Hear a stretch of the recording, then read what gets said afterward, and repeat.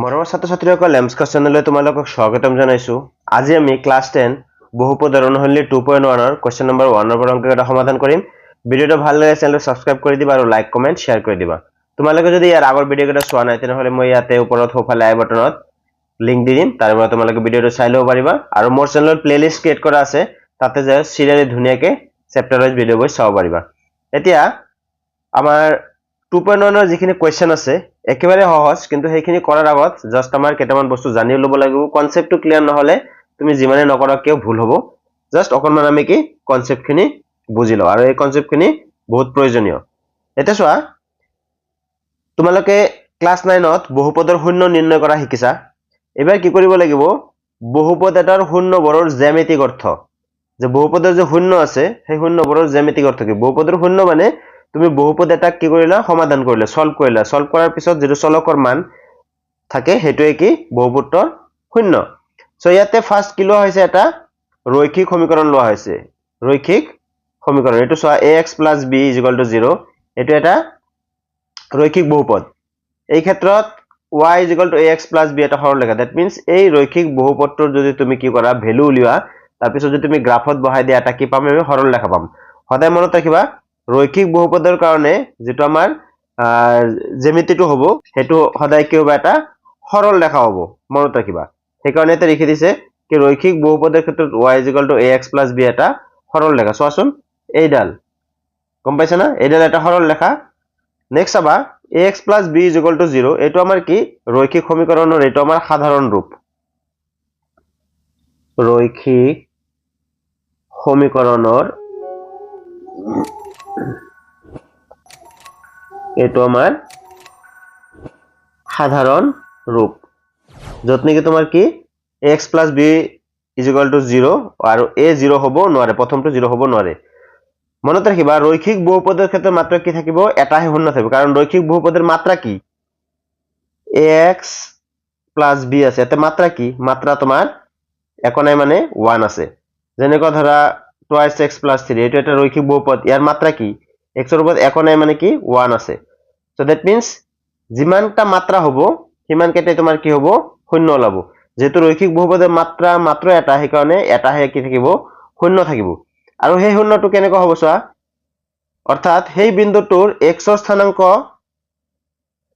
এইটো লেখ, এই লেখটোৰ x অক্ষত কাটে। যেনেকৈ এটা এক্সাম্পল দিছে, এক্সাম্পলটো কি দিছে চোৱা, এক্সাম্পলটো দিছে 2x y = 2x + 3। ইয়াৰ কাৰণে তুমি যদি এনেকে ক্লাস 9ত পাইছা, এনেকে x আৰু y ৰ মান যদি ওলাই দিয়া, এনেকে ওলাই যদি পুট কৰা, তেনেহলে এই সৰল ৰেখাডাল পাম। এই সৰল ৰেখাডাল পালে এই সৰল ৰেখা যত x অক্ষত যেটো বিন্দুত কাটিছে, দ্যাট মিন্স এই বিন্দুটো, সেই বিন্দুটোৰ x স্থানাংক লেখটোৰ x অক্ষত কাটে। চোৱা ইয়াৰে প্ৰথমটো কি বুলি কোৱা হয়, x ৰ স্থানাংক, আৰু দ্বিতীয়টো কি বুলি কোৱা হয়, y ৰ স্থানাংক। ইয়াৰ x স্থানাংক কোনটো, -3/2। সেই বিন্দুটোৰ x স্থানাংক লেখটোৰ x অক্ষত কাটে। সো এইটো এটা বিন্দু, এই বিন্দুটো দ্যাট মিন্স -3/2, 0, এইটো এটা বিন্দু। এই বিন্দুটোৰ x অক্ষৰ স্থানাংকটো ক'ত কাটিব, x অক্ষত কাটিব, আৰু এইটোই হ'ব এই সমীকৰণটোৰ শূন্য। সমীকৰণটোৰ শূন্য কিমান হ'ব, -3/2, মনত ৰাখিবা। নেক্সট চাবা, যদি সমীকৰণটো এনেকুৱা দ্বিঘাত সমীকৰণ হয়, ax² + bx + c, এটো হল দ্বিঘাত বহুপদ, = 0 দিলে সমীকৰণ হ'ব। এনেকুৱা দ্বিঘাত বহুপদ যত a ≠ 0, দ্যাট মিন্স প্ৰথমটো শূন্য হ'ব নোৱাৰে। x² যেটো সহগ থাকবে এটো শূন্য হ'ব নোৱাৰে, কাৰণ এটো যদি শূন্য হৈ যায় তেনেহলে কি হ'ব, দ্বিঘাত আর হৈ নাথাকে। সো এনেকুৱা দ্বিঘাত বহুপদৰ ক্ষেত্ৰত লেখৰ আকৃতি কেনে হ'ব, আগৰ লেখৰ আকৃতি আছিল তোমাৰ কেনেকুৱা, সৰল ৰেখা। ৰৈখিক সমীকৰণ লেখ হল কেনেকুৱা, সৰল ৰেখা থাকে। আৰু এনেকুৱা দ্বিঘাত বহুপদৰ বা দ্বিঘাত সমীকৰণৰ লেখ কেনেকুৱা হ'ব, প্যাৰাবোলা, হয় ওপৰৰ পৰা এনেকুৱা খোলা হ'ব। চোৱাচোন এইটো চোৱা এনেকে আছে, নহলে কি হ'ব তলৰ পিনে এনেকে খোলা হ'ব। এইখিনি জাস্ট মনত ৰাখিলে হ'ল। এইবিলাক কি বুলি কোৱা হয়, অধিবৃত্ত বা প্যাৰাবোলা। আৰু যেটো দ্বিঘাত সমীকৰণ আছে, that is ax² + bx + c = যদি 0 দিও তেনেহলে সমীকৰণ হৈ গেল। ইয়াৰ মাত্ৰা কিমান, ইয়াৰ মাত্ৰা হল 2, তেনেহলে ইয়াৰ শূন্য কেইটা হ'ব,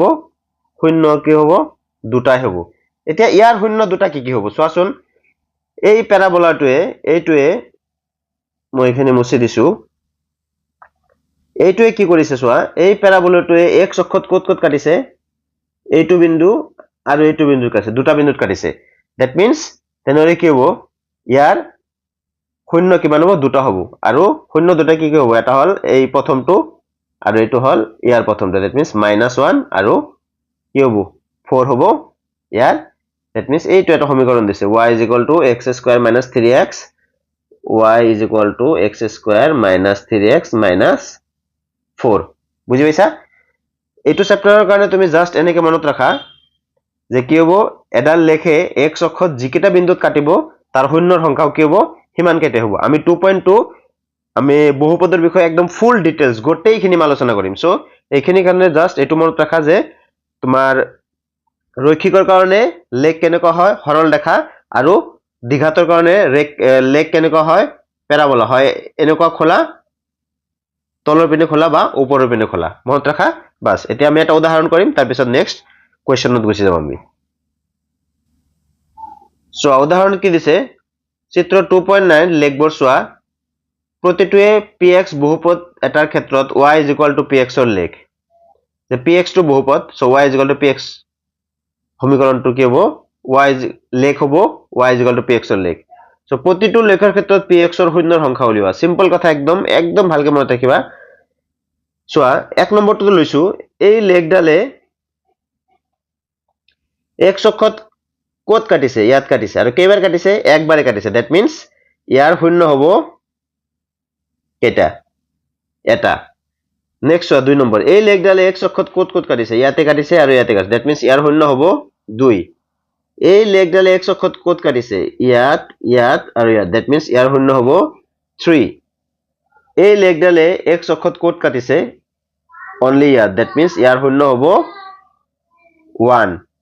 এই লেখডালে x অক্ষত ক'ত কাটিছে চোৱাচোন এনেকা আহিছে জাস্ট এটা বিন্দুত কাটিছে এনেকে দ্যাট মিন্স ইয়াৰ শূন্য হ'ব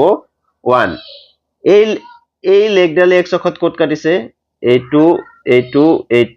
চাৰিটা বিন্দুত কাটিছে দ্যাট মিন্স ইয়াৰ শূন্য হ'ব 4 বুজি পাইছা সো এনেকে লিখি দিছে যেহেতু লেখটোৱে x অক্ষক মাত্ৰ এটা বিন্দুত কাটে দেন শূন্যৰ সংখ্যা 1 যেহেতু লেখটোৱে x অক্ষত মাত্ৰ দুটা বিন্দুত কাটে সেইকাৰণে শূন্যৰ সংখ্যা 2 কোনোবা এটা কোৱেশ্চনত তুমি যদি এনেকুৱা পোৱা যে suppose this is x o x dash and this is y o y dash এনেকুৱা আছে আৰু লেখডাল কেনেকুৱা আছে এনেকুৱা তেনেহলে ইয়াৰ শূন্যৰ সংখ্যা কিমান হ'ব যেহেতু এইটোৱে x অক্ষত কতো কাটা নাই দ্যাট মিন্স ইয়াৰ শূন্যৰ সংখ্যা কি হ'ব 0 এটাও নাই তাৰ মানে শূন্যৰ সংখ্যা কিমান হ'ব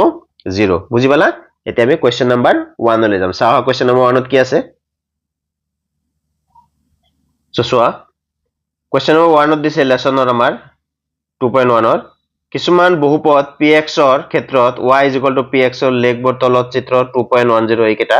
দিয়া আছে প্ৰতিটো ক্ষেত্ৰত px ৰ শূন্যৰ সংখ্যা উলিওৱা এই মাত্ৰ শিকিলো যে লেখটোৱে x অক্ষত যিমান কেটা বিন্দুত কাটিব হিমান কেটা শূন্য আছে সো ফাৰ্স্ট কোৱেশ্চনটো চোৱা এই লেখটোৱে x অক্ষত কি কৰা নাই কতো কাটা নাই দ্যাট মিন্স ইয়াৰ শূন্যৰ সংখ্যা কি হ'ব নাই 0 মই ফাৰ্স্ট ইয়াতে আনসাৰ কেটা ইয়াতে লিখি দিছো পিছত কেনেকৈ লিখিব লাগিব গটেকেটা একেলগে লিখি দিম ইয়াতে চোৱা লেখডাল এনেকে গৈছে x অক্ষত ক'ত কাটিছে 2 নম্বৰটো ইয়াতে কাটিছে দ্যাট মিন্স এটা বিন্দুত কাটিছে দ্যাট মিন্স শূন্যৰ সংখ্যা কি হ'ব 1 হ'ব 3 নম্বৰত এই লেখডাল এনেকে গৈছে দ্যাট মিন্স x অক্ষত ইয়াতে কাটিছে তিনিটা বিন্দুত কাটিছে দ্যাট মিন্স ইয়াৰ শূন্যৰ সংখ্যা হ'ব 3 ইয়াৰ হ'ব 1 ঠিক এই লেখডালে x অক্ষত ইয়াতেও কাটিছে শূন্যৰ সংখ্যা হ'ব কিমান 2 এই লেখডালে চোৱা x অক্ষত ইয়াতে কাটিছে চাৰিটা বিন্দুত কাটিছে সো ইয়াৰ শূন্যৰ সংখ্যা হ'ব 4 y অক্ষত ক'ত কাটিছে হেতুলে আমাৰ মাথা ব্যথা নাই আমাৰ জাস্ট চাব লাগিব কি x অক্ষত কেইটা বিন্দুত কাটিছে ঠিক এইটো এটা দুটা তিনিটা বিন্দু কাটিছে সো শূন্যৰ সংখ্যা 3 কিন্তু লেখা কেনেকৈ লিখিব লাগিব এনেকুৱাকে লিখিম চাবা সো চোৱা লেখা কেনেকৈ লিখিম যেহেতু এটো এই লেখটোৱে x অক্ষত কোনো বিন্দুত কাটা নাছিল সো সেই কাৰণে কি শূন্যৰ সংখ্যা আছিল 0 এই লেখটোৱে x অক্ষত কি এটা বিন্দুত কাটিছিল সো এই কাৰণে শূন্যৰ সংখ্যা 1 আৰু নেক্সট 3 নম্বৰত কি আছিল 3 নম্বৰত যেহেতু লেখটোৱে x অক্ষক তিনিটা বিন্দুত কাটিছিল সেই কাৰণে শূন্যৰ সংখ্যা 3 4 নম্বৰত কি আছিল চোৱা যেহেতু লেখটো x অক্ষক দুটা বিন্দুত কাটিছে গতিকে শূন্যৰ সংখ্যা হ'ব 2 5 নম্বৰত কি আছিল যেহেতু লেখটো x অক্ষক 4টা বিন্দুত কাটিছে গতিকে শূন্যৰ সংখ্যা হ'ব 4 আৰু 6 নম্বৰত কি আছিল যেহেতু লেখটো x অক্ষক 3টা বিন্দুত কাটিছে গতিকে শূন্যৰ সংখ্যা হ'ব 3 জাস্ট একেবাৰে সিম্পল মই আকৌ একবাৰ জাস্ট অলপ ৰিমাইন্ড কৰি দিছো চোৱাচোন এই লেখটোৱে যেনেকৈ নাথাকক স্ট্ৰেট লাইনে থাকে যদি সৰল ৰেখাই থাকক প্যাৰাবোলাই থাকক বা আন কোনোবা ধৰণৰে থাকক সেই লেখটোৱে x অক্ষত যিমানটা বিন্দুত কাটিব সিমানটা শূন্য আছে ইয়াতে এটা বিন্দুত কাটা নাই সেইকাৰণে শূন্যৰ সংখ্যা শূন্য ইয়াতে এটা বিন্দুত কাটিছে সেইকাৰণে শূন্যৰ সংখ্যা 1 ইয়াতে তিনিটা বিন্দুত কাটিছে সেইকাৰণে শূন্যৰ সংখ্যা 3 ইয়াতে দুটা বিন্দুত কাটিছে শূন্যৰ সংখ্যা 2 ইয়াতে তিনিটা চাৰিটা বিন্দুত কাটিছে সেইকাৰণে শূন্যৰ সংখ্যা 4 ইয়াতে 1 2 তিনিটা বিন্দুত কাটিছে সেইকাৰণে শূন্যৰ সংখ্যা 3 সো লিখতে এনেকৈ লিখিবা যেহেতু লেখডালে x অক্ষক ইমানটা বিন্দুত কাটিছে সেইকাৰণে শূন্যৰ সংখ্যা ইমান আৰু যদি কাটা নাই তেনেহলে শূন্যৰ সংখ্যা শূন্য দ্যাট ইজ এটাও নহয় সো মৰমৰ ছাত্ৰ ছাত্ৰীসকল ভিডিওটো ভাল লাগিলে চেনেলটো সাবস্ক্ৰাইব কৰিবা আৰু নিজৰ সহপাঠীৰ লগত শেয়াৰ কৰিবা তোমালোকে লাইক কমেন্ট কৰিবা তোমালোকৰ একটা লাইক কমেন্ট মোক এনেকৈ আৰু ভিডিও বনাবলৈ অনুপ্ৰেৰণা যোগায় thank you for watching this video next ভিডিওত আকৌ লগ পাম